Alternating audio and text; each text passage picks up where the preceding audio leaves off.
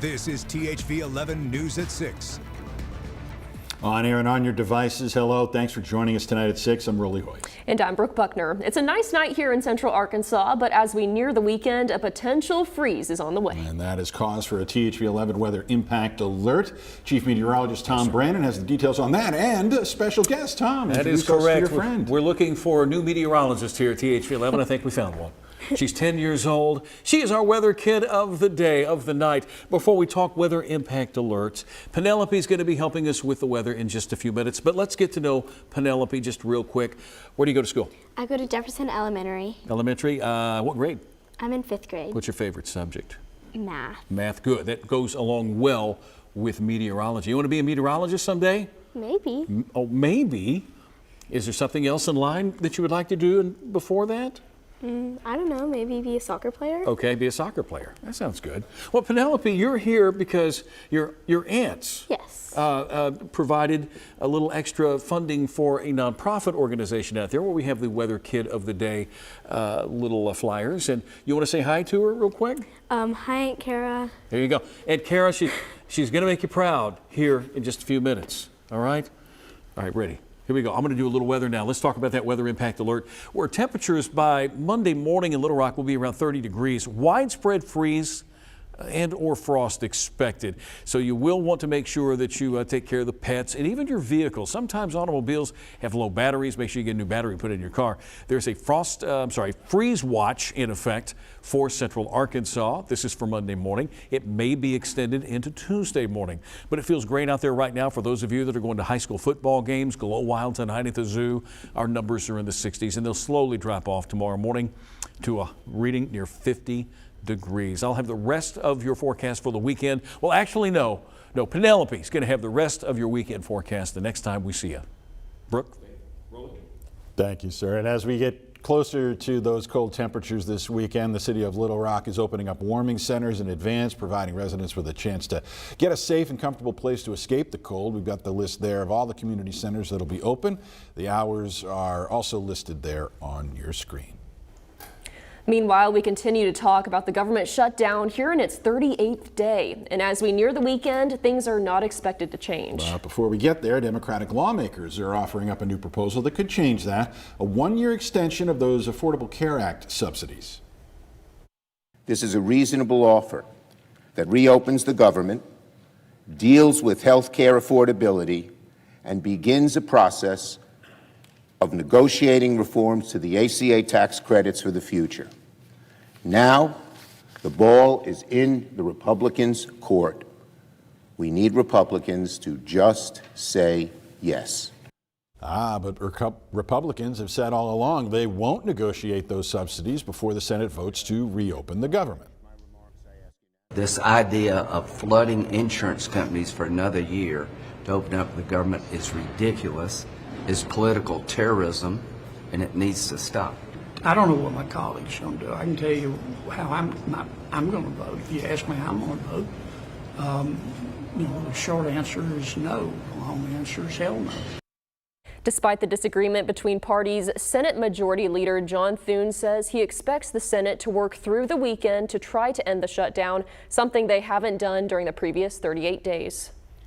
Now, the shutdown's left many facing food insecurity as we near the holiday season, and with deer season set to kick off tomorrow, hunters now have a chance to help out those who are struggling. THV 11's Carter Thweet brings us the details. We've been with them 26 years now, I believe. Joey Hutchison of Cruz Meat Products in Alexander has spent quite a while working with Arkansas hunters feeding the hungry. It's a program Randy Zellers with the Arkansas Game and Fish Commission is big on. When hunters bring a deer to Cruz or any other meat processor, they can make a special request. If you shoot a deer and you want to donate that deer, whole deer or part of that deer, you can donate that venison to Arkansas Hunters Feeding the Hungry. They will take it and deliver it to food banks and places around the state where they can help feed the needy. Game and Fish works with Arkansas Hunters Feeding the Hungry director Ronnie Ritter. He tells me he's been there for most of the organization's 25 years, and with everyone going out to hunt this weekend, it's a huge moment for them. With some of the food crisis right now, we're just asking that hunter to take that extra deer, field dress it, drop it off at one of our participating processors. We've got them all across the state. Like at Cruz, where Hutchison tells me this mostly empty facility will be packed in a matter of days, hopefully with some donated deer to help feed those in need. We have people that was always needing deer hamburger and are needing meat to put on the table because it's most expensive thing to put on there, especially Thanksgiving and Christmas. And we just want to help out and give back to the community. Especially now, with SNAP benefits threatened and government employees struggling due to the federal shutdown. All it costs is a little time, and Ritter says one deer can provide over 100 servings. With the food banks needing more help right now, it's a great time for that hunter to go out, take an extra deer, drop it off to the processor, we'll process it into burger and give it to food pantries. For THV 11 News, I'm Carter Thweet. All right, Carter, thank you. If you're interested in helping, we've got a link to Arkansas Hunters Feeding the Hungry on our website. You can make donations online as well as see which meat processors they work with and where you can drop off your deer. Well, delays have been growing at some airports on the first day that the FAA put the brakes on hundreds of flights across the country. They say it's for safety reasons due to the combined pressures of long hours and missed paychecks for airport workers. But here at home, most flights have remained on time. So far, only 4 flights out of LIT have been canceled, with 18 delayed. And speaking of the airport, the Arkansas Food Bank teamed up with officials there earlier today to give out food to all the government workers struggling to stay fed during the shutdown. All they had to do was pull up to the airport's cargo area and show their valid government ID, and volunteers loaded up their trunk with food. And just down the street at a nearby gas station, employees with Central Flying Service filled up tanks for FAA, ATC, and TSA workers. The president and CEO says it's the least they can do while federal workers continue working without a paycheck. We've had a few tears. We've had a lot of people just joyous that somebody's taking care of them. And you can see the pride in them that it's hard to ask for it in the first place. We have a list of several food pantries helping out during this challenging time on our website, thv11.com. And Brooke, we should get into the act here. Thanksgiving's fast approaching. That's why we are partnering with Kroger and the Arkansas Food Bank to host THV 11 Turkey and Sides Drive. Join us next Thursday, November 13th at the Kroger on McCain in North Little Rock. We'll be there all day long collecting money and food donations, all of which will help families right here at home. Any donation, big or small, goes a long way. All right, we've been talking about it. It's, of course, the longest government shutdown in U.S. history, passing the previous record of 35 days. We set that earlier this week. But you may see and hear comparisons between the two. Well, Megan Bragg verifies the history. The most recent record-breaking shutdown was December 2018 to January 2019 during President Trump's first administration. That one ended after 35 days. So what are the key differences from that shutdown to this one? Let's verify.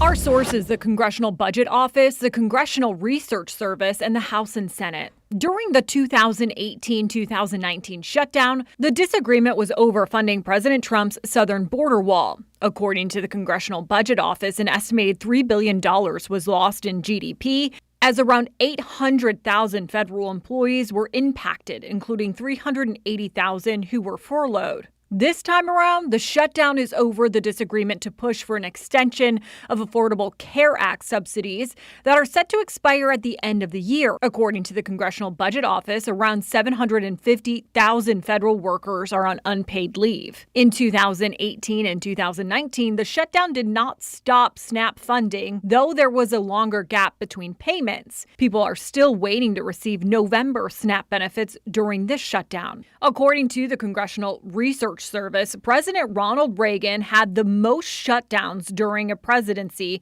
with 8.